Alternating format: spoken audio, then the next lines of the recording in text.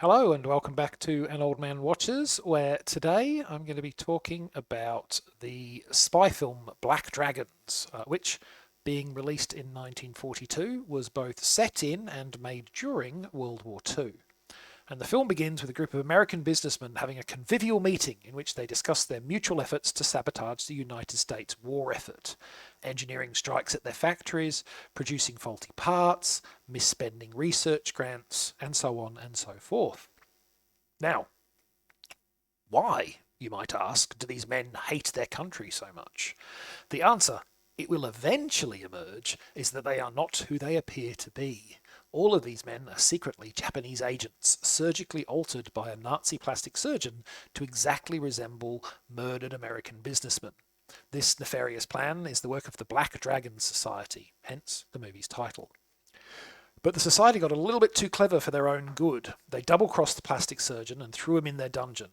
Now, this is a pretty poor way to treat one's allies, but the film waves that off with the claim that the best way to keep the mission secret is to kill everyone who knows about it. Except that they don't kill him immediately. First, they throw him in the dungeon with another prisoner. Now, somehow, the plastic surgeon manages to switch his appearance with the other prisoner, which allows him to escape custody. He then travels to the US to wreak his revenge on the double-crossing Japanese agents. But of course, any such schemes are likely to draw the attentions of the United States authorities. So it didn't take long for Hollywood's Poverty Row filmmakers to respond to the changed political landscape after Pearl Harbor.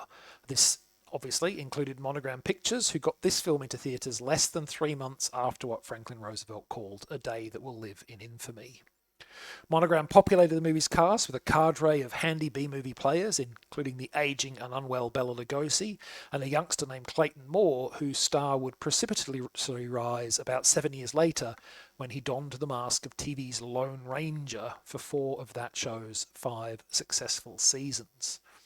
Now, writing and producing a film in such tight timeframes was no easy task, and I suspect that it is here that Monogram really cut corners. I think the most likely scenario is that they took the script of an existing, not yet produced mystery film and wedged in the whole Japanese conspiracy element.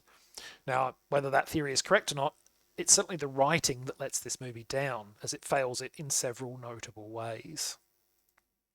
So the synopsis I gave might make the Nazis sound like the movie's protagonists, but that would not have been a smart idea in 1942, and you would hope not now either. The structure of the film ensures that this isn't the case. All of the info I gave you about the Nazi plastic surgery is basically exposition we get in the last 10 minutes of the movie after he's done a murdering. And that brings us to the first problem with the script, which is the film doesn't really have a protagonist. Stuff just kind of happens on screen, and then we may or may not get exposition to explain it. More on that problem later. And then more stuff happens.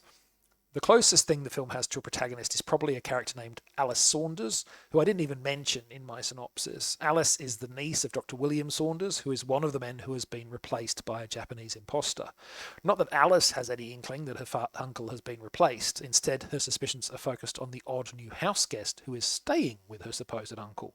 Suspicions which slowly lead her to realise that this man is murdering her uncle's associates. Of course, this was 1942, so all Alice can really do about it is tell a man and hope he does something, which rather undermines any claim she might have to be the protagonist.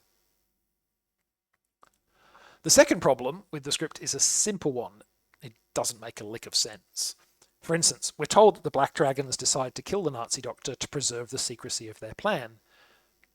But if they want to kill him to preserve the secrecy of the plan, why do they stick him in a cell first? It's not like there's any indication they plan to interrogate him, and keeping him alive just runs the risk he will escape, which of course he does. The film doesn't give an explanation, nor does it explain why, having not killed him, they stick the doctor in a cell with another prisoner, one whom they intend to release. Even if the doctor didn't magically manage to do plastic surgery while in the cell, surely they've just risked him telling the other prisoner about what he did, thus breaking the very secrecy that killing him is supposed to ensure. Also, I mean, if you're a secret society that no one outside the organization is supposed to know about, why would you release the prisoner at all? And of course, I mean, we've got the question of how the heck the Nazi doctor performed plastic surgery in a prison cell, apparently without anybody noticing him doing it, mind you, and also presumably without anaesthetic or any proper tools. You think the other prisoner might have objected to the whole scheme as well? Yeah, the writers likely hope you don't stop to think about these issues, because clearly they sure didn't. And finally, as if we really needed more, the script leaves a number of dangling, unresolved plot threads, more than you might have thought possible, really, given that the film only just scrapes in at over an hour in length. One such plot thread is when a member of the Black Dragons sneaks into Dr. Saunders' property to start rifling through the man's records. Why is he doing this? These are secret conspirators who are working together after all. What is he looking for, and why can't he just ask for it? We will never know. I suspect the writers just needed the characters to be in a place where he could get murdered, and that place had to be somewhere they had a set for. Then there's the fact that the film specifically calls out that Dr. Saunders' butler is a new hire, a fact that never signifies again. Was this a subplot that got jettisoned when the World War II spy elements got wedged in? We'll never know. Finally, the film makes several hints at a romance developing between Alice Saunders and the man she suspects of having an unnatural hold over her uncle. Again, this plot thread never really develops at all. That's hardly surprising, considering that, he is a murdering Nazi, and you think that would cool any ardor that Alice might feel. But the film simply just drops the theme without any kind of acknowledgement that the attraction ever existed. That's not the kind of thing that, probably should just vanish without a resolution. So yeah, this movie is very much a product of its time and of the unique circumstances of trying to rush it to film, and it's a second-rate product at that. You can definitely safely skip it. Next time, I hear there are plans to reopen the old summer camp at Crystal Lake. I'm sure that'll go great. Yep, in honour of next Friday's date, it's the 1980 slasher film offering, Friday the 13th. But that is next time. Until then, thanks for watching. I hope you've enjoyed it. And if you've seen Black Dragons, let me know what you thought of it.